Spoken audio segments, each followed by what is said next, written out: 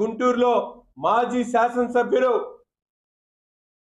ముస్తఫా గారు ఎవరో ఒకతను డబ్బులు ఇవ్వాలనేటువంటి నెపంతో చట్టం మీద భయం భక్తి లేకుండా, చట్టం పట్ల అవగాహన లేకుండా, అధికారం ఉన్నప్పుడు ఏ విధంగా మదమెక్కి పనిచేశారో ఈరోజు అధికారం కోల్పోయిన తర్వాత కూడా నిస్సిగ్గుగా ప్రజలు చూస్తా ఉన్నారు.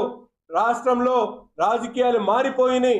చట్టం పకడ్బందీగా పనిచేస్తుందనేటువంటి ఆలోచన కూడా లేకుండా ఈరోజు రౌడీల్లాగా ఒక వ్యక్తి డబ్బులు ఇవ్వాలని చెప్పి లారీని తీసుకొని వచ్చి ఇక్కడ పెట్టుకొని వీళ్ళు చేస్తున్నటువంటి దుర్మార్గాల్ని ఒక్కసారి ప్రజలు గమనించాలని చెప్పి ఈ సందర్భంగా కోరుతా ఉన్నా.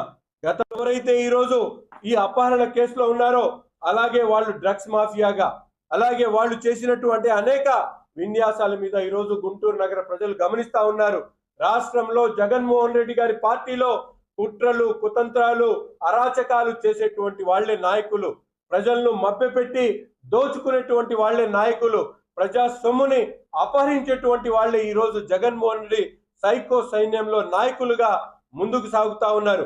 పార్టీ ఆఫీసుల మీద దాడి చేసినటువంటి వాళ్లే విద్యార్థి నాయకులు, పార్టీలో ప్రతిపక్ష నాయకుల ఇళ్ల మీద దాడి చేసినటువంటి వాళ్లే మంత్రులు అనేటువంటి విధంగా ఈరోజు జగన్మోహన్ రెడ్డి గారి వ్యవహార శైలి ఈరోజు రాష్ట్ర ప్రజలు అర్థం చేసుకోవాలని చెప్పి ఈ సందర్భంగా తెలియజేస్తూ, ఇటువంటి అరాచకాలు, ఇటువంటి అపహరణలు, ఇటువంటి లోపూచి కార్యక్రమాలు చేస్తున్నటువంటి సైకో పార్టీని ప్రజలు అంతమొందించాలని చెప్పి ఈ సందర్భంగా కోరుతా ఉన్నా.